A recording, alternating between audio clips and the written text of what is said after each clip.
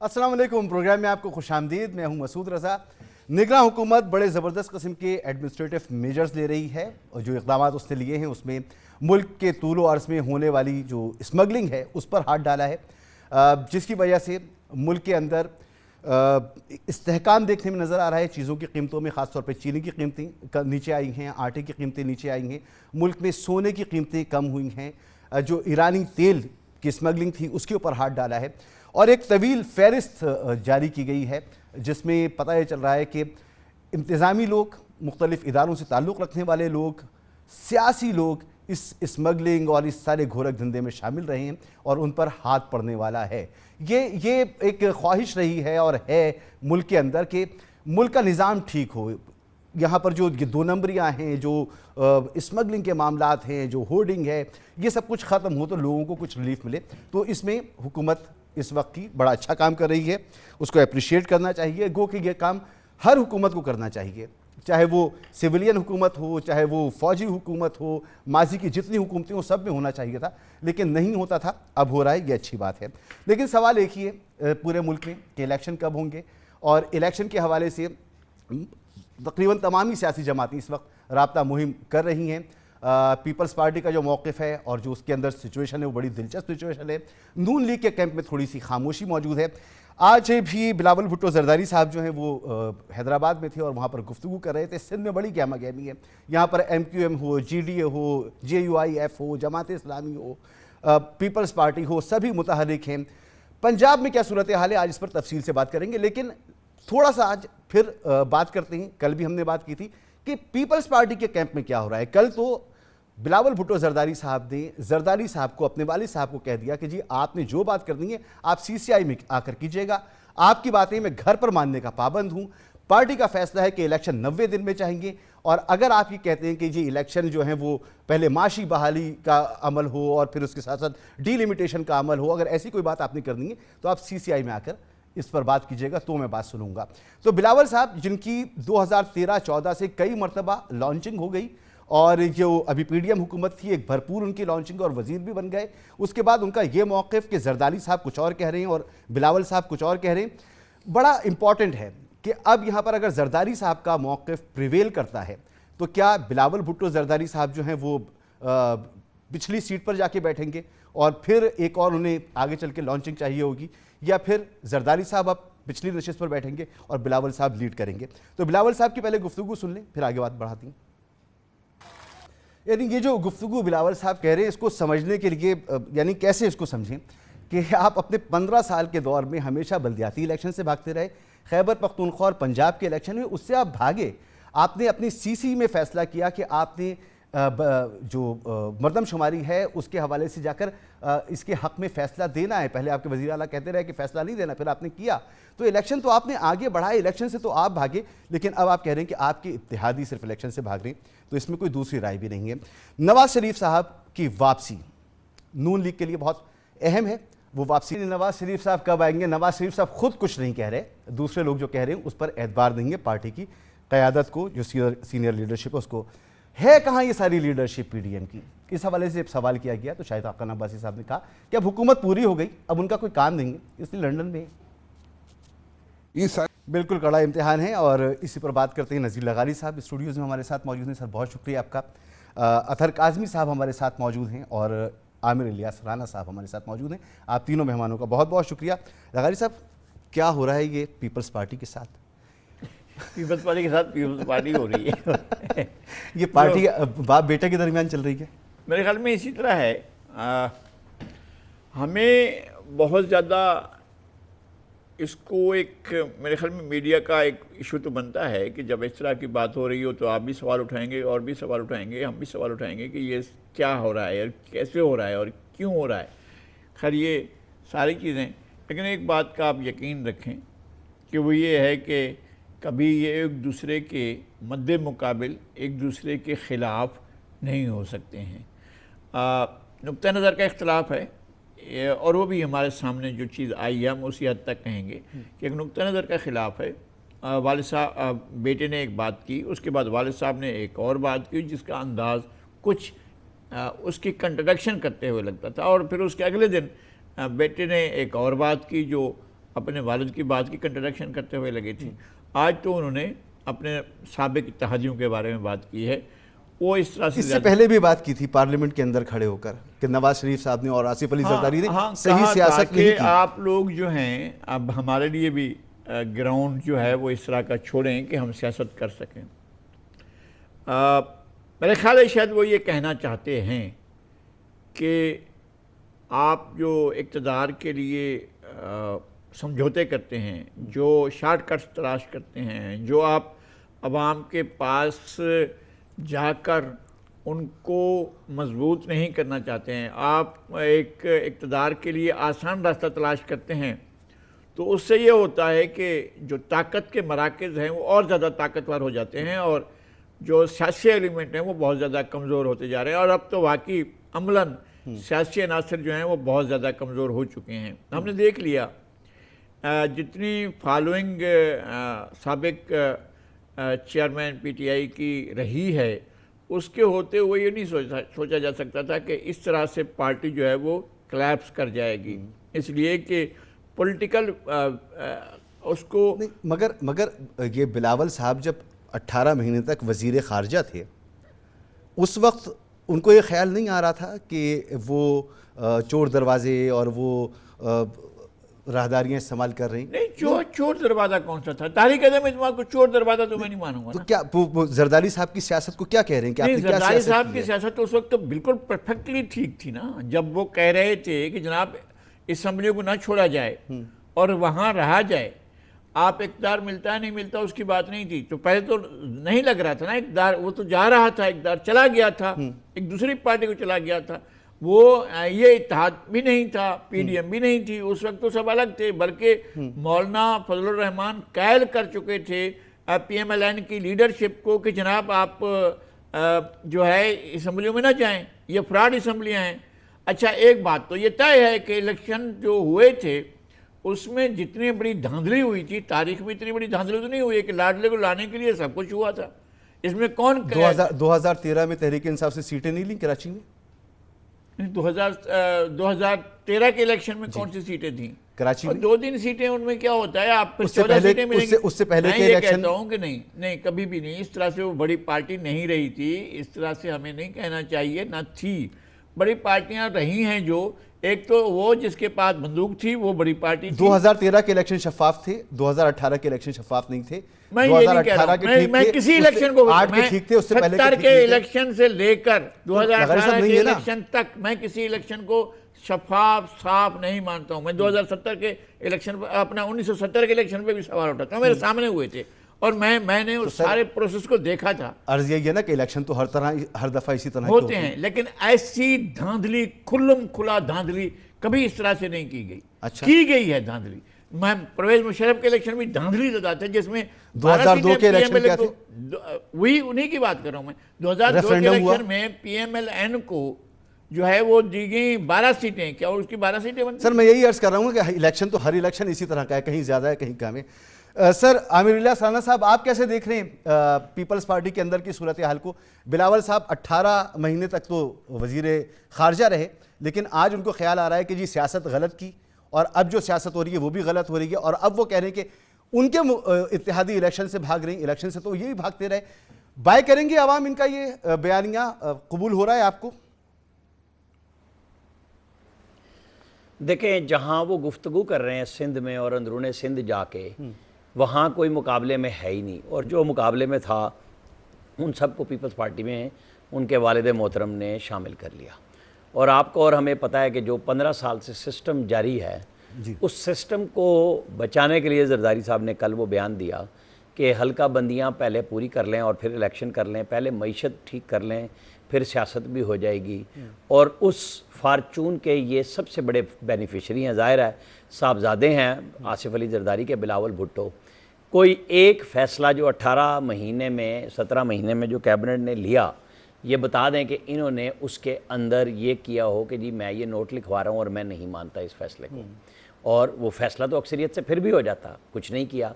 मरदमशुमारी का जिक्र आपने भी किया, वहाँ धड़ल्ले से जाके वोट डाला, और ये बात पहले से तय थी। मैं तो बहुत दिनों से कह रहा था कि पहले ये वोट डालेंगे और उसके बाद इस पर सियासत भी करेंगे, जैसे 17 अगस्त को जिस दिन ज़ियाउल हक की बरसी थी उस दिन फैसल करीम कुंडी का बयान आया कि हमें 90 दिन में इलेक्शन चाहिए। मैं जानबूझ के बार बार ये 90 दिन और 17 अगस्त की बात करता हूँ कि ये बहुत मोहब्बत रखते हैं 90 दिन में। इन्हें अगर इखलाकी आइनी कानूनी ज़रूरत थी तो फिर वो पंजाब और KP में भी 90 दिन का मुतालबा उतना ही ज़रूरी था जितना आज बिलावल भुट्टो को इलेक्शन में 90 दिन नज़र आ रहे हैं। चूँकि आम इंतखाबात कहें या कुछ भी कहें, एक दिन की बात, असल बात ये थी कि उस वक्त भी जिस कुव्वत ने फ़ैसला करना था उसने किया था कि नहीं होंगे, और फिर सब ने जाके अब भी वोट डाला और एतमाद का वोट इस तरह दिया ये मरदमशुमारी पे कि ग्रुप फ़ोटो बनाया। मैं बार बार कहता हूँ, शहबाज शरीफ साहब के साथ वज़ीर-ए-आज़म हाउस में जो ग्रुप फ़ोटो बनाया है उसमें तमाम सियासतदानों के चेहरे, उनकी पार्टियों के नाम लिख के ना फ्रेम करा लें हर जगह पे, और जब वो बयान बदलें दोबारा पकड़ लें। आपको पता गफूर हैदरी साहब ने बयान दिया कि हम तो फ़ौरन इलेक्शन चाहते हैं, और जब उनकी पार्टी इलेक्शन कमीशन में गई तो उन्होंने कहा कि हमें टाइम पे नहीं, हमें हल्का बंदियों के बाद इलेक्शन चाहिए। ये सब के साथ बारी बारी होगा क्योंकि सब इसके हिस्सेदार हैं कि सब ने ये तय किया था कि फरवरी मार्च में इलेक्शन हों। अब ये है ज़रूरी, ठीक है, इलेक्शन कमीशन ने 15 दिन हल्का बंदियों में कम किए हैं और इलेक्शन कम होंगे, लेकिन जो बिलावल भुट्टो और आसिफ अली जरदारी मिलके खेल रहे हैं वो असल में उस 15 साल सिस्टम को बचाना भी है। आप समझ रहे हैं, मिलके खेल रहे हैं, इनको लगी हुई है, जवाबन ये भी धमकी दे रहे हैं। खेल रहे हैं। जी जी जी, बिल्कुल बिल्कुल कोई इख्तलाफ नहीं है, ये बिल्कुल सियासत है, इसको राजनीति कहते हैं, और ये कोई पहले पाकिस्तान में पहली दफ़ा नहीं हो रहा। ये नवाज शरीफ और शहबाज शरीफ साहब भी बहुत अच्छी तरह कर लेते हैं, बहुत दफ़ा उन्होंने किया है और हर दफ़ा अपनी सियासत को बचाया है। दोनों भाई अपना गुड कॉप बैड कॉप खेलते हैं। यहाँ बाप बेटे ने अब ये शुरू किया है। बिलावल साहब का मैं अपने अंदाजा था मेरा 5 मैं आपसे नून लीग के कैंप में क्या चल रहा है ये पूछना चाहूंगा। जरा अतहर काज़मी साहब से मैं इस पर ले लूँ, फिर मैं आपके पास आता हूँ। आप बताइए कि पंजाब में क्या चल रहा है। अतहर काज़मी साहब, क्या बिलावल साहब ने जो मौक़िफ़ इख्तियार किया, इससे तो लग रहा है कि वो एक मज़ाहमती सियासत करना चाह रहे हैं और उनके वालिद साहब जो मुफाहमती सियासत करना चाह रही हैं। ये एक न्याम में दो तलवारें रह सकती हैं, या जैसे आमिर रियाज राना साहब कह रहे हैं कि ये मिल के खेल रहे हैं, आपको भी ये मिल के खेलने का गेम लग रहा है, या आप समझते हैं कि ये मामला सीरियस है? नहीं, ये हमारे साथ खेल रहे हैं, ये इस मुल्क के साथ खेल रहे हैं, ये इस कौम के साथ खेल रहे हैं, ये इस कौम के शऊर के साथ खेलने की कोशिश कर रहे हैं। आप 16 माह आपने हुकूमत की, एक एक चीज़ आपने इंजॉय की, तमाम फैसलों के ऊपर आप मुतफिक थे। अब इशू ये है मसूद साहब कि आज जब आपने इलेक्शंस में जाना है तो आपके पास दिखाने के लिए क्या है? आप तो वज़ीर ख़ारजा थे, आपने तो जहाज़ का इंजन ठंडा नहीं होने दिया, आप पूरी दुनिया घूमते रहे क्योंकि आपने कौम को ये बताया कि एक शख्स हमारी खारजा पॉलिसी को इतना ख़राब करके गया है कि हमने उसको दुरुस्त कर लिया, और अब पूरी दुनिया हमारे साथ है। और आज 16 महीने के बाद जब ये गए हैं उसका नतीजा ये है कि हमारे हमसाए के पास हर कोई मिलने आया हुआ है, यहाँ पे कोई स्टॉप ओवर के लिए भी तैयार नहीं है। ये इनकी खारजा पॉलिसी है जो इनकी खारजा महाज पे इनकी कामयाबी। अब वो तो ये कौम को दिखा नहीं सकते, तो कुछ ना कुछ तो दिखाना है। और दूसरा, यहाँ पे 2 मैसेज दिए जा रहे हैं। जरदारी साहब ये मैसेज दिए जा रहे हैं कि मुझे आइन का कोई मसला नहीं है, मुझे 90 रोज़ का कोई मसला नहीं है, लेकिन अगर हमें छेड़ने की कोशिश की, जो निज़ाम हमने बनाया हुआ है सिंध में, उसको छेड़ने की कोशिश की, तो मेरे बरखुदार फिर 90 रोज़ में इलेक्शन मांगेंगे, फिर हम आइन की बात करेंगे। जो आइन इनको, जिस तरह राना साहब ने बिल्कुल बजा फरमाया, 2 सूबों में इनको 90 रोज़ के अंदर आइन याद नहीं आया,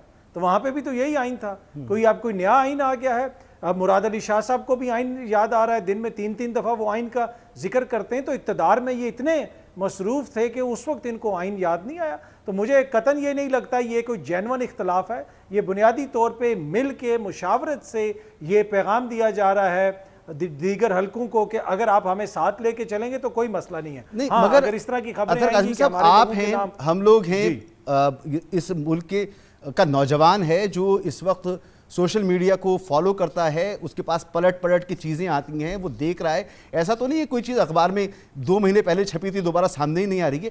ये सारी चीज़ें तो हमारे सामने की इतना खुला तजाद, और वो इस बहादुरी के साथ बयान किया जाए, ये क्या माजरा है? ये समझ से बाहर है।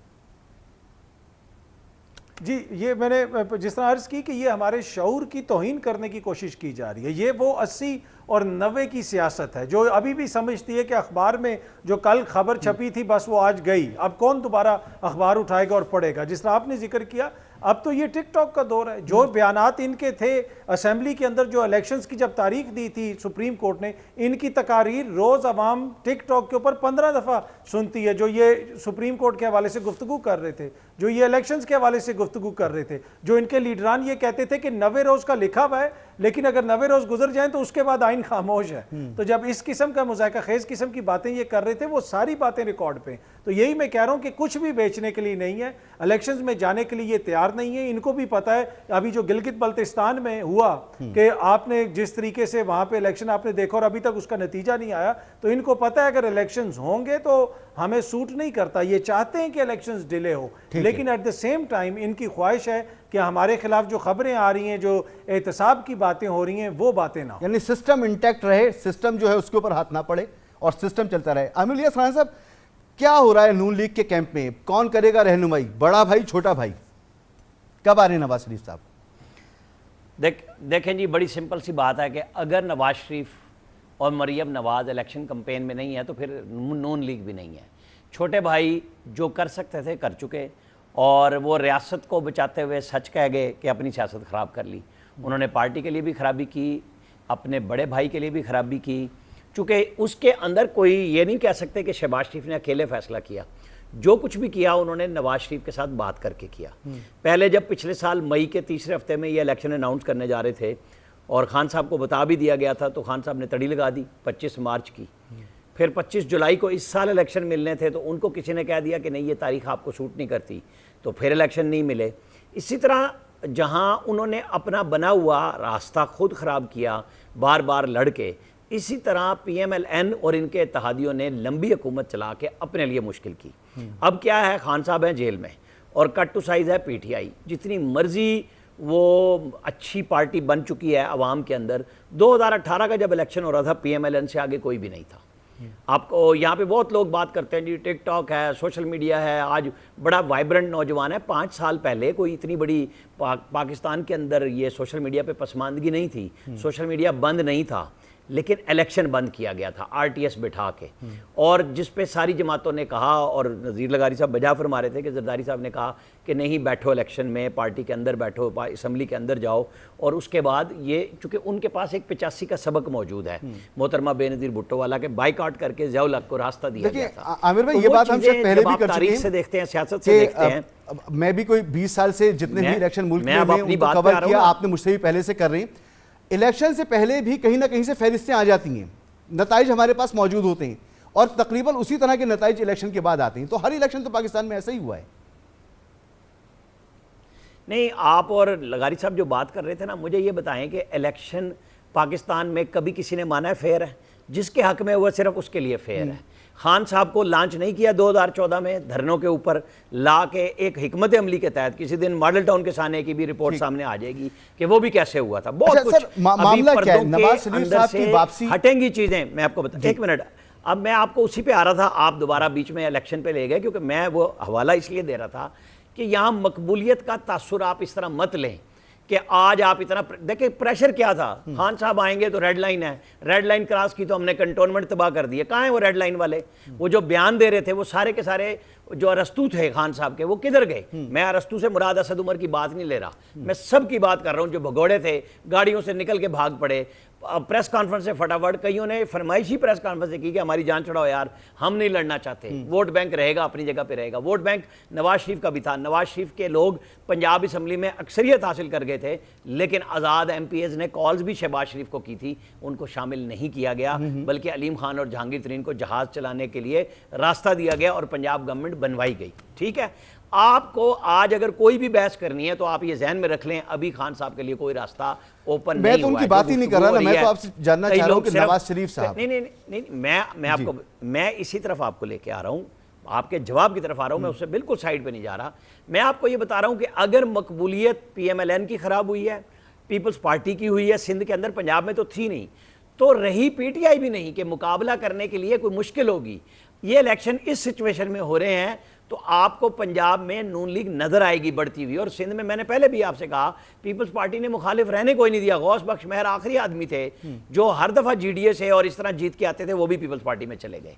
जरदारी साहब की सियासत यही थी कि अपने ये उनको कहें आप, राजनीति का खेल इसी चीज़ का नाम है कि लोगों को मिलाया गया है। वहाँ पे ये नहीं हुआ कि मुझसे ज़बरदस्ती प्रेस कॉन्फ्रेंस कराई गई है। उन्होंने रागिब किया लोगों को किसी भी तरह से जो हल्के में कॉन्स्टिट्यूंसी में मौसर लोग हैं, जीतते हैं, किसी धड़े की नुमाइंदगी कर सकते हैं, अंदरूनी सिंध में उन्होंने रहने नहीं दिया। कराची के अंदर उन्होंने पेनिट्रेट किया है। अब आप उसको कहेंगे जी वो तो बल्दियाती इंतखाबात में तो ये हो गया, वो हो गया, लेकिन रिजल्ट तो उनका है ना। सवाल अपनी जगह मौजूद है, शायद इसका जवाब हमें तलाश करने की जरूरत है। अब आप नवाज शरीफ जब आएंगे, जी नहीं जब आएंगे नवाज शरीफ, चूंकि जो बात वो पहले कभी अपने मुंह से नहीं कहते थे, उन्होंने पिंडी से 3-4 लोगों को मुख्तलिफ हलकों से जो लोग गए हैं उन सब की मौजूदगी में अक्टूबर में आने का कहा है, और उन सब से ये कहा है कि हमने इलेक्शन जो लड़ना है वो 17 और 18 की अपनी उस पार्टी की उस पे लड़ना है जो मैं क़यादत कर रहा था, और मेरे बाद मैंने खुद शाहिद खाकान अब्बासी को वजीर आजम बनाया। हम उसका करेंगे कि जी हम तो वो थे, ये कोई हमारी हुकूमत नहीं थी, एक तो ये कोलिशन थी, और इमरान खान का जितना ब्रेक की तरफ जाना है मुझे आमिर भाई, हम क्यों लेंगे? आपने बताया कि अक्टूबर की बात नवाज शरीफ साहब ने कही, खाकान अब्बासी साहब कह रहे हैं कि नवाज शरीफ साहब ने अब तक कुछ नहीं कहा।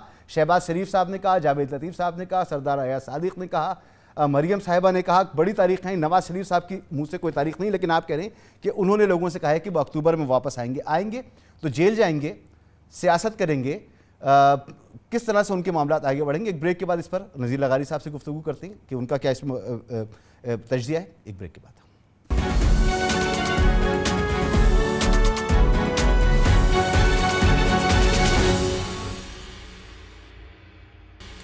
Welcome back. तमाम ही सियासी जमातें इलेक्शन मोड में नज़र आ रही हैं और नून लीग की तरफ से खामोशी और इंतज़ार हो रहा है कि नवाज शरीफ साहब कब वापस आएंगे। लगारी साहब, आपका क्या अंदाज़ा है कब तक उनकी वापसी? अक्टूबर की बात कह रहे हैं आमिर लियास सलाना साहब कि कोई तारीख दी है, आएंगे, इलेक्शन का ज़माना होगा, वो अपने केसेस भुगतेंगे, जेलों में जाएंगे या उनको रिलीफ मिलेगा? क्या माहौल आप देख रही हैं? मेरा ख्याल ये है कि अगर कोई ये तस्वर करता है कि नवाज शरीफ का चैप्टर पाकिस्तान की सियासी तारीख से फाड़ कर फेंक दिया जाए तो ये मुमकिन नहीं है, या नवाज शरीफ के बगैर हम पूरा प्रोसेस लेकर चलें तो वो ज़्यादा देर नहीं चलेगा, ये भी हमें ज़रूर देखना है। लाइकवाइज जितनी से बनी है इमरान खान साहब की, वो एक बहुत बड़ी से बनी है जो शायद अपना कोई किसी ना किसी वक्त पर अपना इजहार करे, लेकिन मैं ये समझता हूँ कि सियासतदानों को कुछ अपनी गलतियों से भी सीखना होगा और कुछ ये भी देखना होगा कि ऑब्जेक्टिव कंडीशंस क्या हैं। सबसे अच्छी बात जो मियां नवाज शरीफ की रही है, उन्होंने जब भी किसी बात पर इसरार किया उन्होंने सिविलियन सुपरमेसी की बात की है। उनका हमेशा से ये मौक़िफ़ रहा है कि जो आवाम के मुंतखब नुमाइंदे हैं, इक़्तिदार उन्हीं के पास होना चाहिए। ये तो रहा है, मगर आ क्यों नहीं पा रहे? 2.25 साल से तारीख पे तारीख, तारीख पे तारीख, तारीख पे तारीख, और अब तारीख में खो गई। मैं ये समझता हूँ कि वो बहुत सोच समझ कर फैसला करेंगे। अक्टूबर में आ सकते हैं, इसमें कोई ऐसी बात नहीं है कि नहीं आ सकते, और अगर कुछ दिन के लिए उन्हें जाना भी पड़े जेल में तो कोई ऐसी बात नहीं है कि वो जेल नहीं जा पाएंगे या जेल नहीं काटना चाहेंगे। अगर ऐसे हालात होते हैं कि उन्हें जेल जाना पड़े तो शायद इसके लिए भी वो तैयार होंगे, लेकिन उससे पहले वो बहुत सी चीज़ों को अपने हक में कर चुके होंगे। वो बहुत ज़्यादा होमवर्क करते हैं और बहुत ज़्यादा काम करते हैं। अपने भाई की हुकूमत में नहीं कर पाए? नहीं, मेरे ख्याल भाई की हुकूमत ऐसी थी भी नहीं जिस पर काम किया जाता, वो नहीं थी। एब्सकॉन्डर हो गए? नहीं, वो पहले भी थे, इसमें कौन सी बात हुई? भाई के दौर में तो नहीं हुए ना, वो तो पहले ही हो चुके थे ना। देखें, मैं भाई ने आकर उनको कोई अगर रिलीफ देना चाहते भी तो नहीं दे सकते। शहबाज शरीफ साहब गए थे कि तारीख देने जा रहे हैं, पता नहीं क्या कान में कहा, उन्होंने फैसला बदल लिया। इस बात पर हम खुश हो जाएं नहीं कि हमारी जो पॉलिटिकल अशराफिया है वो बहुत कमज़ोर हो चुकी है, हम इस बात पर जश्न मनाएं। हम इस बात पर जश्न मनाएं जो ताकत के मराकज़ हैं वो पूरे पाकिस्तान में जो चाहें कहें और उनके बारे में बात भी ना। हम इस पर खुश रहें लगारी साहब कि आपका जब मूड हो आप जीटी रोड पर तकरीर करें और आप इनकलाबी हो जाएं, नेल्सन मंडेला बन जाएं, आप खुमैनी बन जाएं, आप जो हैं वो आवाम को से वादा करें कि जब मैं कॉल दूंगा तो मेरे साथ खड़े होना, एक के बाद एक, फिर दाता दरबार पे जाकर फिर वादा लें सबसे, और फिर उसके बाद आप वापस लंदन चले जाएं और लंदन जाके एब्सकॉन्डर हो जाएं और मुल्क मसाइल में घिरा हुआ हो। मैं यही कहता हूँ कि ये हमारे सियासतदानों की यही मजबूरी होती है, उनके पास स्पेस इतना ही होता है। वो जो कह रहे थे ना कि रेड लाइन है, हम वो नहीं थे उस दिन जब छूट कर आए थे। उस वक्त कह रहे थे कि दोबारा मुझे पकड़ोगे तो दोबारा यही कुछ होगा। उनका तो मैं जिक्र ही नहीं कर रहा, मैं वैसे मैं कर रहा हूँ। मैं उसको शिकवे के तौर पर, गिले के तौर पर, तंज के तौर पर नहीं कह रहा हूँ। मैं कह रहा हूँ हमारे पास स्पेस इतनी है ना, आप हमारे ये लकवा हो जाता है लोगों को जब बात कर रहे होते हैं, लुकनात आ जाती है हमारे लोगों को जब हम बात कर रहे होते हैं। तो बात ये है कि स्पेस कितना है उनके पास। स्पेस तो लिया जाता है ना अतर काज़मी साहब। स्पेस कैसे लेंगे? आपका एक जब कोई नैरेटिव लेकर आता है तो काउंटर नैरेटिव इतना बड़ा बना दिया जाता है कि उसके सामने कुछ ठहर नहीं सकता। विजन होता है ना अतर काज़मी साहब, अगर लीडरशिप के पास विजन हो, दुनिया में मिसालें मौजूद हैं जिन्होंने सियासी जद्दोजहद की है, जेलें काटी हैं, सौबतें भुगती हैं, तहरीकें चलाई हैं और कामयाब हुए। हमारे यहाँ तो सिर्फ नारे, दावे और उसके बाद जो है वो भूल जाते हैं हम कि उन्होंने कहा क्या था माजी में। क्या लग रहा है आपको नवाज शरीफ साहब के वादे, दावे और फिर वापसी? जी देखिए, आप कहते थे, ये सारे दोस्त कहते थे जो पीडीएम वाले और इनके इत्तेहादी, कि वो एक खटपुतली है वज़ीर आज़म, एक हाइब्रिड निज़ाम है। क्या 16 माह में जो हमने देखा कि आज तक पाकिस्तान की तारीख में हमने इससे पहले कोई जमहूरियत दौर इस तरह का देखा? आप खुद बता दें कि क्या कुछ इस दौर के अंदर होता रहा, और ये सब कुछ इनकी मंशा से होता रहा। तो ये शो करता है कि इनको जमहूरियत, आइन तभी याद आता है जब ये इक़्तिदार से बाहर होते हैं।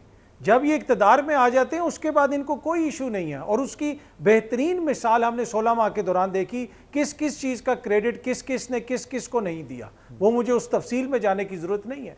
दूसरी बात यह है कि नवाज शरीफ साहब वो आके कह रहे हैं कि जी हम उस कारकर्दगी 2013 से 2018 की कारकर्दगी पे इलेक्शन लड़ेंगे। इस वक्त जो शहबाज शरीफ साहब की हुकूमत थी और पाकिस्तान पीपल्स पार्टी की हुकूमत थी, ये हुकूमत में कौन मौशी टीम किसकी थी? क्या इसहाक डार साहब जो हैं वो ANP के हैं, या एहसन इकबाल साहब का ताल्लुक जो है MQM से है, या उसके अलावा ख्वाजा आसिफ साहब का ताल्लुक JUIF से है?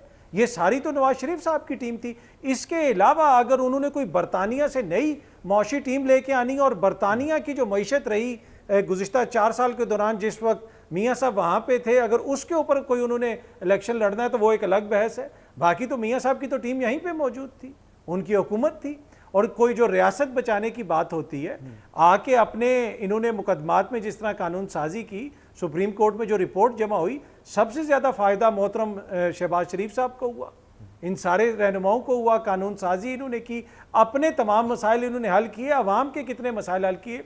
और जिस तरह बिलावल साहब कहते हैं कि आइन कह रहा है कि 90 रोज़ में इलेक्शन करवाओ, लेकिन जरदारी साहब का आइन कहता है कि नहीं पहले हल्का बंदियाँ होंगी। इसी से आप देख लेना कि कितने आइन पसंद हैं और ये कितने जो है सिविलियन बालादस्ती की बात करते हैं। यहाँ पे हर किसी को सिविलियन बालादस्ती उसी वक्त याद आती है, चाहे वो इमरान खान साहब हों या ये लोग हों, जब ये इक़्तिदार से बाहर होते हैं। जब ये इक़्तिदार में होते हैं तो कहते हैं जी उन्होंने हमें कहा था तो हमने ये कर दिया, तो उस वक्त इनको कोई मसला नहीं होता। अच्छा, ये क्या आपके नज़दीक अक्टूबर में नवाज शरीफ साहब की वापसी आपको लग रही है? क्योंकि जैसे आमिर रियाज सलाना साहब कह रहे हैं अक्टूबर की उन्होंने बात की है कुछ लोगों से, आपको लग रही है कि वो अक्टूबर में वापस आ जाएंगे? देखिए, उनको आना चाहिए। नवाज शरीफ साहब एक बड़ी सियासी जमात के रहनुमा हैं। नवाज शरीफ साहब को आप टेक्निकल ग्राउंड्स के ऊपर आउट नहीं कर सकते। उनको इन करेगा या आउट करेगा वो पाकिस्तान का वोटर करेगा। उनको आना चाहिए, लेकिन उनका जो ट्रैक रिकॉर्ड है मुझे उसको देखते हुए शक होता है। और दूसरा उसमें अब इशू जो है कि नवाज शरीफ साहब बाखबर शख्सियत हैं और मौजूदा सिस्टम के हवाले से, तो अब बड़ा मसला ये है कि अगर 90 रोज़ में इंतखाबात नहीं होते तो फिर कोई गारंटी नहीं है कि वो 120 रोज़ में होंगे, तो फिर मियाँ साहब ने वापस आके क्या करना है? तो आपके नज़दीक इलेक्शन की तारीख असल में नवाज शरीफ साहब उसको देखकर फैसला करेंगे या अपने केसेस को देख के फैसला करेंगे जी, या कुछ जो डिमांड्स आ रही हैं मुख्तलिफ सहाफ़ी उसको रिपोर्ट कर रहे हैं लंदन से कि वो चाहते हैं कि उनके जो मुखालफिन हैं वो ख़त्म हो जाएं, वो सर ना उठा सकें, या वो आएँ तो फिर वज़ीर आज़म बने नवाज शरीफ साहब, तो ये ऐसे अरेंजमेंट्स हों फिर वो आएंगे? देखिए, ये उनकी ख्वाहिश तो है, इसी के लिए वो निगोशिएट कर रहे हैं, इसी के लिए वो मुल्क से बाहर हैं। अगर उन्होंने आके जेल काटनी होती तो वो 4 साल से बाहर क्यों बैठे होते? वो तो देखे ना, जो ही इक़्तिदार से निकलते हैं ये सब बाहर चले गए। अभी उनके भाई भी बाहर चले गए, वो भी बाहर ही बैठे में। तो वो उन्होंने जेल काटने नहीं आना, उन्होंने इक़्तिदार संभालने आना है। मियाँ साहब कोच नहीं है, मियाँ साहब फ्रंट से खेलते हैं, वो खिलाड़ी हैं। उन्होंने कुर्सी पे बैठना है। आपको ये शायबा भी पड़ा कि मैं कुर्सी पे नहीं बैठ सकता तो वो नहीं आएंगे। जैसे आमिर रियाज सलाना साहब ने कहा कि मकबूलियत की जो बात की, तो आपको लगता है कि वो इस पोजीशन में हैं ख़ासतौर पे पंजाब में कि वो निगोशिएट करें और उनको सुना जाए? देखिए वो निगोशिएट करने की बिल्कुल पोजीशन में है, इसलिए कि सिस्टम की कोई लेजिटिमेसी नहीं है। जो पाकिस्तान की इस वक्त सबसे मकबूल जमात है, पंजाब के अंदर हमने ज़िमनी इंतखाबात देखे थे जो हुए थे, उसमें सारी जमातों ने मिलकर इलेक्शन लड़ा। इस वक्त जो सूरत हाल है वो कतन उनको सूट नहीं करती। लेकिन तहरीके इंसाफ के बाद अगर पंजाब में किसी का इस वक्त वोट बैंक है और तहरीके इंसाफ के साथ जो हो रहा है उनको आपको पता है उनके लिए कितनी मुश्किलात हैं, तो यकीनन नून लीग एक बड़ी जमात है और उसका वोट बैंक है और मियाँ साहब के आने से वो वोट बैंक मुतहरिक भी होगा। ठीक है आमिर सराना साहब, ये जो इक़दामात हम देख रहे हैं, निगरां हुकूमत फौजी क़यादत के साथ मिलकर जो मईशत की बेहतरी के इक़दामात कर रही है, स्मगलिंग रोकना है, कार्टल्स को पकड़ना है, हर बुरे धंधे पर हाथ डालना है, ये इक़दामात अभी शुरू हुए। इनको देखते हुए इलेक्शन की तारीख जो हमारे सामने है, क्या अब कुछ लोग अब ये बात करते हैं ना कि अभी पहले मईशत की बहाली हो, मईशत बहाल हो जाए और फिर ये सारे सिस्टम उखाड़ के फेंक दिए जाएं, फिर उसके बाद इलेक्शन में जाएं। ये मामला वाकई फरवरी मार्च तक का मामला है या आपको इससे आगे का मामला लगता है? ये मसूद भाई, आपके सवालात में जो आपने लगारी साहब से किए और इनसे की, उसमें खासी काट और तंज मौजूद था नवाज शरीफ के लिए कि वो तो दाता दरबार पे कह के गए थे, लोगों से वादे लिए थे और खुद चले गए। काट नहीं था, फैक्ट्स थे सर। उन्होंने यही गुफ्तगू की थी ना। एक मिनट देखें, मैं किसी के बारे में मैंने बात नहीं, मैंने ना आपके सवाल को छेड़ा, मुझे बात कर लेने देना। मैंने फिर सिर्फ दोहराया, अपना तजिया दे रहा हूँ। जैसे बाकी साहिबान ने दिया, आपने दिया, सवाल में दिया, तो मुझे अपनी बात करने का राइट है। उसको बीच में टोकेंगे तो फिर आप बोले, मैं खामोश हो जाता हूँ। नहीं, वो तंज नहीं था, ठीक मैंने है? कहा फैक्ट। आपने कहा जी कि नहीं, मैं ये फील कर रहा हूँ कि आपने उसमें कहा। मैं अब आपको बताता हूँ कि नवाज शरीफ को नैब की कैद से रिमांड में निकाला किसने? कोई नाम लेगा उस बंदे का? उस कैबिनेट का नाम लेगा जिसकी सरबराही इमरान खान करते थे, जहां कुछ लोग ड्रामा कर रहे थे रोने का? उस फैसल सुल्तान का, उस यास्मीन राशिद का नाम लेंगे? अगर वो झूठी रिपोर्टें थी, मैं आपको 10 दफ़ा कह चुका हूं कि मैंने पहले दिन ये कहा था कि मुझे फ़ोन आया है कि उड़न खटोला आएगा और नवाज शरीफ को बाहर ले जाएगा। ये मैंने अपने प्रोग्राम एक्सपर्ट्स में, एक्सप्रेस में कही झूठी रिपोर्ट, और मैं आज तक वो कहता हूं। लेकिन जिन लोगों ने ये दावे किए, ना 50 रुपए का स्टाम्प दे के चले गए फलाना, उन सबको पकड़ के लंबा डाल दें, क्योंकि वो झूठे थे। उनको पता था कि क्या हो रहा है। प्लेटलेस कौन गिरा रहा है? फैसल सुल्तान सामने क्यों नहीं आते? यास्मीन राशिद बोलती क्यों नहीं? इमरान खान साहब को किसने मजबूर किया था कि नवाज शरीफ को हर सूरत में बाहर भेजना है? अदालतें लगी थी। बोले ना, ये वो बोले जिन्होंने इस पे बयानात दिए थे, जिन्होंने ठट्ठे उड़ाए थे। नवाज शरीफ वो आदमी है जो अपनी बेटी के साथ आके जेल में गया, उसकी बेटी को उसके सामने दोबारा जेल में इमरान खान के गुस्से और इंतकाम ने अरेस्ट कराया, वो भागा नहीं। एकदम हम भगोड़ा और मफरूर बना के एक सियासतदान की तमाम जो उसने पाकिस्तान के लिए मेहनत की, उसको मट्टी में डाल देते। एक मिनट, मैं वो कह रहा हूं जिन्होंने रिपोर्टें बनाई और आज वो जो रोते फिरते हैं ना, टसवे, इसको कहते हैं टसवे बाना, झूठी वो मफरूर हो गया। किसने बनाई? सर किसने भेजा? वो जो मरीज था उसको नहीं पता था कि उसकी वो कैफियत नहीं है जो बयान की जा रही है। ना, मैं ये बात महफूज रखता हूं कि मरीज और उस वक्त उसके भाई के दरमियान नैब में गुफ्तगू क्या हुई जब एम्बुलेंस पहुंची, वो मेरे पास मनोअन मौजूद है कि वहां क्या गुफ्तगू हुई, वो किस तरह राजी हुए, वो कैसे गए। मैं इस पे अभी भी खामोश हूं।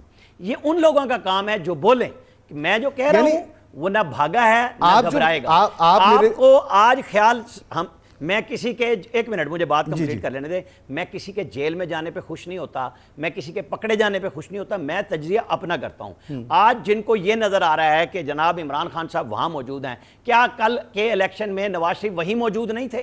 क्या उनको इसी तरह जबरदस्ती पहुंचाया नहीं गया था? बाकी आपकी अक्टूबर की बात और सारी बातें मैं आपको समअप करता हूं कि 16 तारीख को चीफ जस्टिस ऑफ पाकिस्तान जा रहे हैं। जब 18 तारीख को नए चीफ जस्टिस बैठेंगे, इस मुल्क में एक नई तारीख जरूर रकम होने जा रही है। सिर्फ यह नहीं कि जी 16 से 18 हो जाएगी। पाकिस्तान के अंदर शायद फुल कोर्ट बैठ के फैसले करे कि आइन के साथ जो खिलवाड़ अदलिया और फौज ने मिल के 16, 17, 18 से शुरू किया और कहां पहुंचाया पाकिस्तान को। आज हम और आप सिर्फ तनकीद करते हैं, तकरीर करते हैं 1 साल 1.5 साल। अरे भाई, ये एक पूरी प्लानिंग के तहत काम हुआ। यहां पे नवाज शरीफ या शहबाज शरीफ कोई काम कर सकते थे। ये शाहिद खाकान अब्बासी जिनकी बात कर रहे थे, इनमें इतनी जुर्रत नहीं है कि ये साकिब निसार का नाम लें। जब उसने बुला के कहा था तुमने नैब कानून बदला, 1 मिनट में उड़ा दूंगा, तो उड़ा दिया तो उड़ा दिया। आज उस पार्लियामेंट में जिसे लंगड़ी लूली कहते हैं, उसने सुप्रीम कोर्ट के सामने खड़े होकर 2-2 दफा कानून बनाए। यही पार्लियामेंट का काम है, यही पार्लियामेंटेरियन का काम होता है। इस तरह के शाहिद खाकान अब्बासी जो अपने घर से हार जाएं, उन्हें लाहौर से जिताया जाए। चूंकि मिफ्ता इस्माइल साहब को वजीर खजाना नहीं रखा गया, कुछ लोगों के हमारे बड़े अच्छे दोस्त हैं, शाहिद खाकान अब्बासी की बात कर रहा हूं, मिफ्ता की नहीं कर रहा, दिल में दुख और तड़प है उनकी कि भाई ये क्या हुआ, उनके वजीर खजाना थे वो। ये अपनी अपनी जगह हर पार्टी के अंदर एक दूसरे के साथ दुखड़े रोए जाते हैं, बताए जाते हैं। सर, एक कौमी कैरेक्टर होता है ना, हम तो उसको डिस्कस कर रहे हैं। आर्मी चीफ में नहीं मानी गई, हमें कौमी कैरेक्टर के मामले में शायद को डिस्कस कर रहे हैं सर, यहाँ पर उनकी पार्टी के अंदर की क्या मजबूरियां, वो उस दिन से हमारे सामने जो उनकी मजबूरियां हैं, आपने खुद फरमाया झूठी रिपोर्टें थी, उनको पता था कि उनकी झूठी रिपोर्टें हैं, उन्हीं झूठी रिपोर्टों की वजह से को बुनियाद बनाकर वो मुल्क से बाहर गए। एक दिन कभी अस्पताल में उन्होंने नहीं गुजारा, वापस आने के लिए पहले वो बीमारी की बात करते रहे, फिर उनको पार्टी, उन्होंने कहा पार्टी बुलाएगी तो तब आएंगे, फिर पार्टी ने कहना शुरू कर दिया आप वापस आ जाएं, तब वो वापस नहीं आए, फिर उन्होंने अपनी ख्वाहिश का इजहार करना शुरू कर दिया कि मुझे वापस आना है, तब वो नहीं आ पा रहे। तो सर, एक कौमी जो कैरेक्टर होता है तो वो देखते हैं ना। नवाज शरीफ साहब बहुत बड़े लीडर हैं, 3 मरतबा वजीर आजम रहे, अगली दफ़ा भी आए वजीर आजम बने, तो लीड करें ना, हमें फ्रंट से लीड करें। इस मुश्किल में छोड़कर वहाँ कहाँ बैठे हैं शहबाज शरीफ साहब, वहाँ क्या बैठे हैं? तो इस कौमी कैरेक्टर की बात हो रही है। एक ब्रेक के बाद गुफ्तगू आगे बढ़ाती हैं।